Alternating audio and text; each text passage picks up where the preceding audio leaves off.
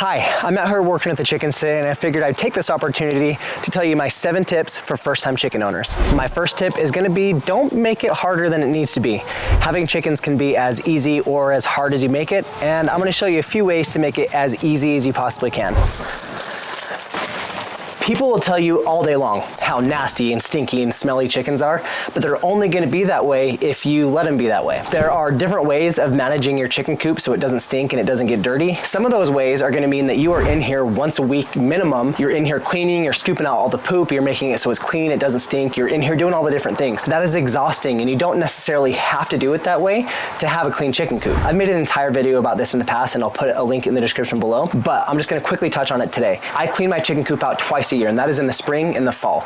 I do something called the deep litter method, and you might have heard about that, you might not have heard about it, but what I do is right now I've got a lot of just kind of dirty bedding in here, and it's kind of getting to the point that I could do two things. I could rip it all out and clean it that way, or I could just add more bedding to it. And what this does is it creates a ecosystem in your chicken coop of a good nitrogen balance and a good carbon balance. And what that does is, if you have that balance done correctly, it is not going to stink in here because it's going to be kind of like a compost pile. So a good compost pile, if you've ever done composting, doesn't smell.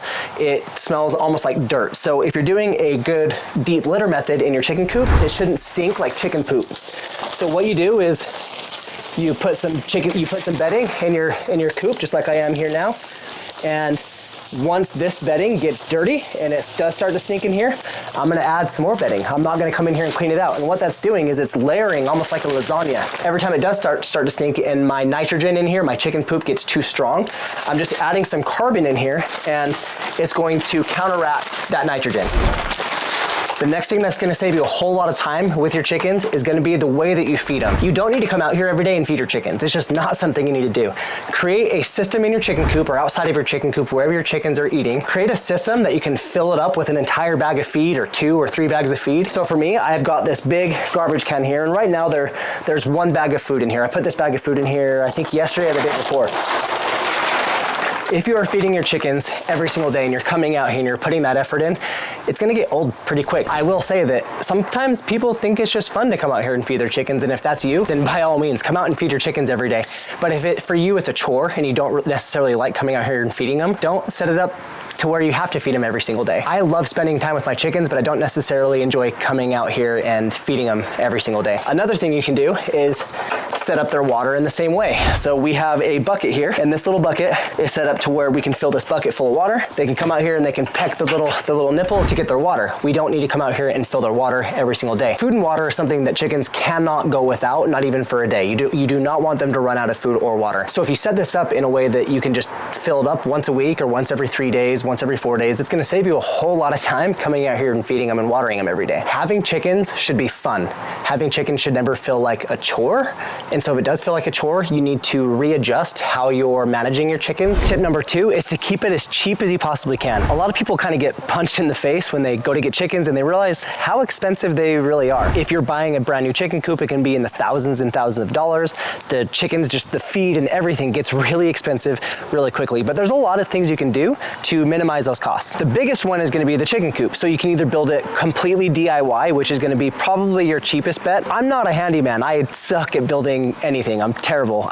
My mom raised me, and it was just, I can't tool. I just can't. But what I am able to do is I'm able to take a garden shed and turn it into a chicken coop. So I was able to build just a really simple chicken run out of 2x4s, just built the frame and wrapped some fencing around it.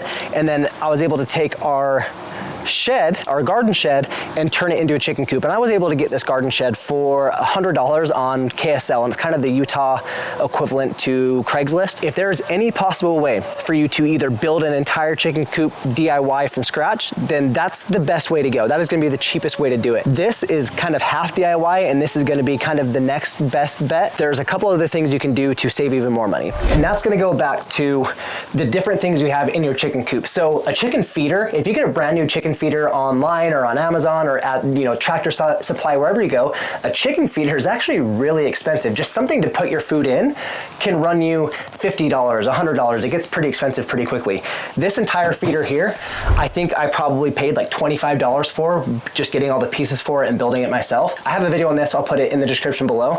And then same with our watering system here. You can get a big chicken waterer and it's gonna run you $50. Or you can get a 5-gallon bucket and some chicken nipples and it's gonna be a whole lot cheaper. You're gonna save yourself a whole lot of money. You don't always have to go with like the biggest and best things and the most expensive things. You can do this a lot cheaper if you do some of these things DIY. Another thing that we did to save some more money is instead of buying completely brand new actual chicken nesting boxes, we just got these totes here. And these totes were just at Walmart and they were just, you know, $5, $10. They weren't very expensive, but these work perfectly for nesting boxes. I have a video about these as well. I will put that in the link in the description below. But if you can't find these or you don't want to use these, you can use 5-gallon buckets for nesting boxes. You can use totes for nesting boxes. You can build your own nesting boxes. Nesting boxes are extremely, extremely expensive. So that's another place that you can really save some money. You also don't have to spend money on chicken feed all the time. What you can do is you can let your chickens free range sometimes like we do. So we let them kind of hang out in this big area behind us and they can go, they jump on the logs that we've got back there and they kind of find the grubs in there, the little bugs. They peck around, they go back. We've got these just massive trees back here. So they'll go back in the trees, pick around in the bark and in the little twigs. They find things to eat. They find little seeds and things out in the yard. When we let them free range, they don't necessarily need all the chicken feed, so we can save a whole lot of money there as well. Tip number 3 is you need to plan for the weather. And not just cold weather, you need to be worrying about hot weather too. Chickens honestly do better in the cold than they do in the heat, but across all temperatures, there's one thing that really is important, and that's gonna be ventilation in your chicken coop. In the summer, ventilation is gonna help move that air and kind of circulate everything around and cool your chicken coop off. But what it's also gonna do, and a lot of people kind of don't think about this when they're planning for chickens, is ventilation is gonna keep your chicken coop dry. And the very absolute worst thing that can happen to your chickens in the winter is them being wet.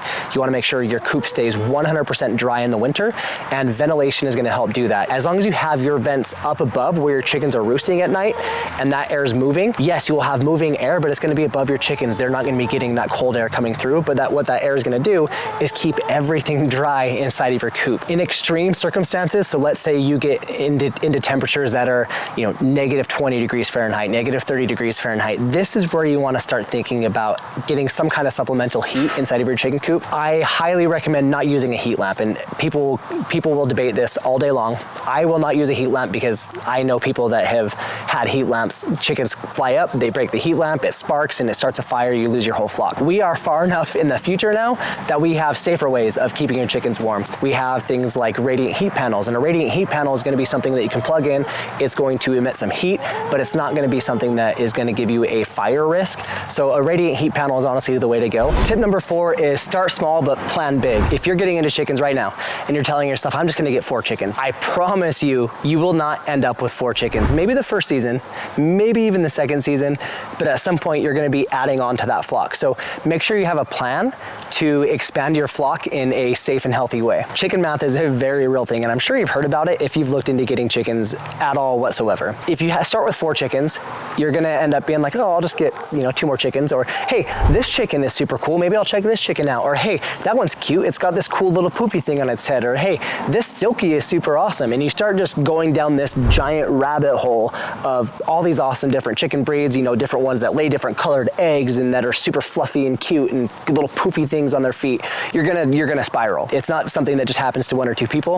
It happened to me. It happens to everybody that wants chickens ever. So plan for that. You're gonna get your chickens. Let's say you get 4 chickens. Well, after 3 years, 4 years, their egg laying is gonna really start to slow down. After a while, it's gonna get to the point where you're getting almost no eggs from those 4 chickens. So you're gonna wanna add to your flock. So you get 2 more chickens. So that way those chickens can start laying more eggs, right? A couple years later, you're gonna need some more chickens. So that way they keep laying more eggs. If all you can handle is 6 chickens and you start out with 6 chickens and you get 6 brand new chicks, after a few years, you're gonna really see that decline in your egg laying, and you're not gonna be getting the eggs you want because you got all of your chickens right up front. Tip number 5 is you wanna make sure that your chicken coop and your chicken run are both predator proof. Everything that walks is gonna wanna eat your chickens, and not just the things that walk, the things that fly are gonna wanna eat your chickens as well. We get hawks around here, and those hawks definitely circle around checking my chickens out. You've got all kinds of different predators. Depending on where you live, those predators are gonna look different. Some people have to worry about snakes. Some people have to worry about raccoons like we do. Some people need to worry about foxes or different things like that, neighborhood cats. There's so many different things that will eat your chickens. So you wanna make sure that you're predator proofing your run, you're predator proofing your coop. We've lost chickens to predators and it's terrible. The kids were torn up about it. It was rough. You don't wanna lose chickens, so make sure that you're predator proofing your coop now instead of waiting until something happens and then predator proofing. Tip number 6 is gonna be prepare for laying fluctuations. A lot of people think that you get chickens and that just means you have eggs forever. You have this endless supply of eggs that just never shuts off, and that's false. You have things like a molt. Right now my chickens are molting, and so I come in here and all of my nesting boxes are completely empty. I'm getting no eggs right now. This whole week I haven't gotten any eggs. You have things like the sun. The chickens actually lay their eggs based off of their circadian rhythm. That means the sunlight. So they need, I think it's 14 hours a day of sunlight to lay eggs. So in the winter, they're not getting that sunlight. They're not gonna be laying those eggs. You might get a few here and there, but you're not gonna be getting them like you are in the summer. Some people don't like to keep feeding their chickens and paying for this feed when they're not getting anything out of it. You're not getting the eggs that you're giving the food to the chickens for, right? When I very first got chickens, we bought this house and they just pretty much came with chickens. So I knew nothing about chickens when we bought this house. I had to learn very quickly how to take care of them, how to manage them. And our very first winter here, we moved in, it was in like end of October, early November, and the chickens were still laying, but they only laid for like a week after we moved in, and then they stopped. And I was like, why are you not laying? A bunch of freeloaders, but really it was because it was that time of year. We weren't getting enough sunlight. One thing that the chickens have really helped us out with is at this point, my family we don't send any food to the landfill. Anything from the garden that we won't eat, these guys will eat. Anything from the kitchen, any of these leftovers or trimmings, anything like that, we don't have to throw those in the garbage. We can give them to our chickens. They're gonna love it. On top of loving it, it's also gonna save you money on your chicken feed. If you're giving them kitchen scraps, you don't have to spend quite as much money on your chicken feed. And you're also doing the environment a solid by just not dumping it all into the landfills. Hi, girls. There you go. All right, we had a jailbreak. The chickens got out. Here's a little bonus tip. Chickens are faster than you are. Let's see if I can catch this one. Go on, girls. Nope. Oh, no.